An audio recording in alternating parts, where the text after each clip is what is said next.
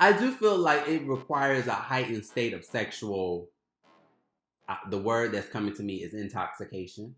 Fair. Because I just feel like when you're sexually intoxicated, I don't think I'm sober enough. I don't think. Well, it's not necessarily being drunk or high. It's just Correct. like when you are really sexually aroused by someone, right? You may go for the gusto, you know.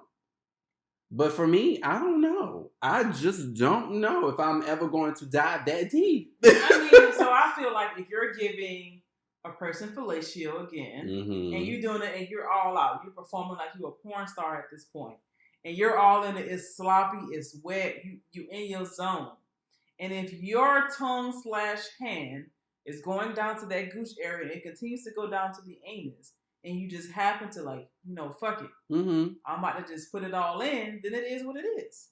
Like, I mean, I feel like if it's something that's going to make your man aroused and he's getting his pleasure from that, I personally don't see a reason to not do it. However, it is not something that I feel like it should be done with every man that you deal with or every woman or whatever the case may be if you're eating the groceries, as the young kids say. But if it works for you, it works for you. That's how I see that. That is not something that I engage in. You know, but... Do you like your... Oh, for sure. Okay, so when you there's a new word that I learned, so I'm going to educate you guys on it too. Is cunnilingus. So when you are getting cunnilingus, girl, we have finished both bottles. We know the bottle. So when you are getting cunnilingus, you would like a man to dive deep into your cavity. Several times. Usually, not even gonna lie, just about every time that I have, it's always been to that region as well. You a nasty one. You think so? I think it's a little undercover, little razzle dazzle. Oh, a little razzle dazzle. Little razzle dazzle to the clazzle. Oh, okay, that's what it's giving. I feel it though. Well, you know what? Speaking of cunnilingus.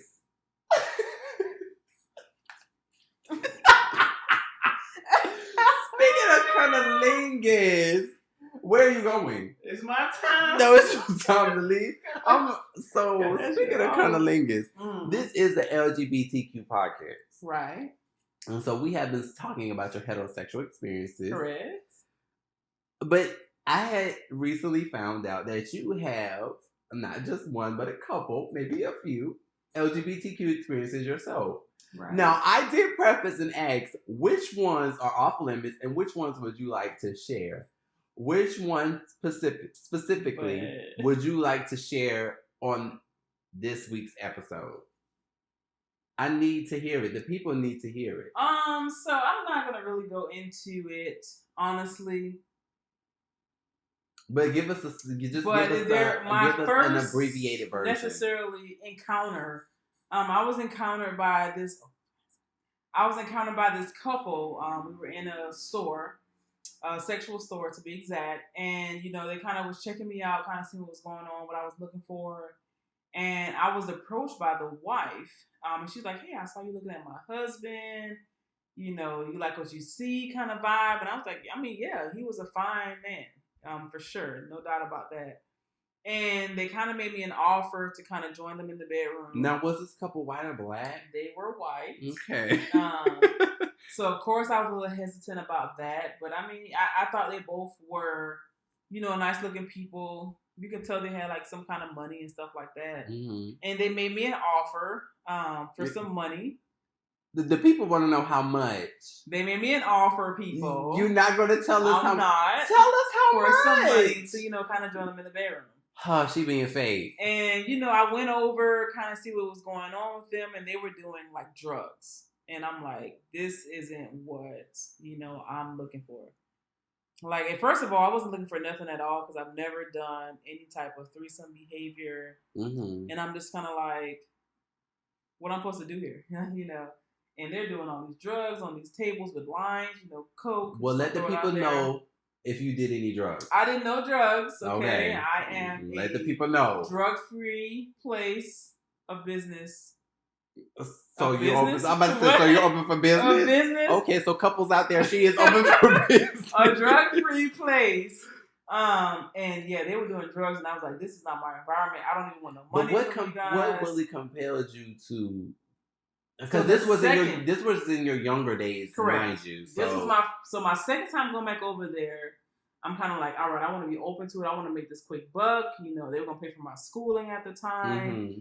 and I'm just like, hey, it is what it is. It's like, you know, X amount of dollars. Well, did they pay for your schooling? They paid for my schooling. Period.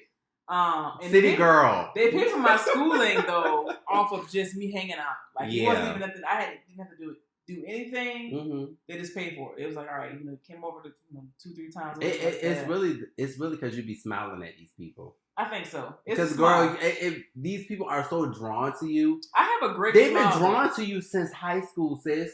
True. Like. I thank God I don't really know this girl's name. And I wouldn't name her name if I knew it anyway. Mm-hmm. But sis had a thing for you since then. And I just really felt like her aura, not necessarily her aura, but yours specifically just really attracted whoever. Could be. And so when she was like the first lesbian that was like pushing up on you, right? Yeah. And so I felt like that really opened the door for... But I think that, I really feel that, I wouldn't say all, but I would say majority of females have that encounter where a lesbian tries to make a pass. Mm-hmm.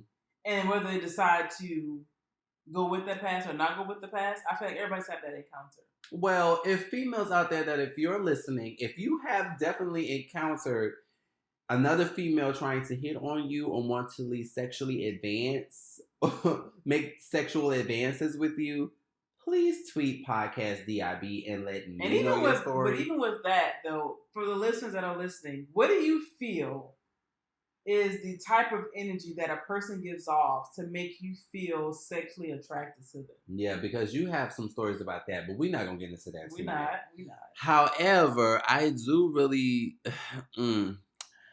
Let's get back to the story that you were just telling. What story? Because you left us on a cliffhanger. What story? Oh, the threesome? The threesome. So you're mentioning a threesome, but you have not mentioned any sexual allegations. Wow. So the people want to know. The people want to know, how far did you go? You know, I felt like they paid me the money that they initially told me they was going to pay. And that's all there's to it. And that's what it is. I feel like it was a great time. Will I regret it? No, it taught me some things about, you know, the real world. Mm-hmm. I was used to dealing with, I would say, the same things when it comes to sex. It's a little bit different. Yeah. So we'll leave it at that. But I mean, you know, I felt like it was a great time. I talked to them for a while after all of that transpired, you know, for a few years, and then we kind of lost contact. Mm-hmm. But I'm not interested in regaining contact with you. I would hope so. But I mean, if they do come back, please tell them your price, but double what they paid last time. Okay. There was a time in my life when I was young and I was just kind of being explorative when it came to threesomes. But that's not where I'm in my life right now. I'm, you know, happily sort of committed at this point. No, speak your truth. I'm not committed at this point.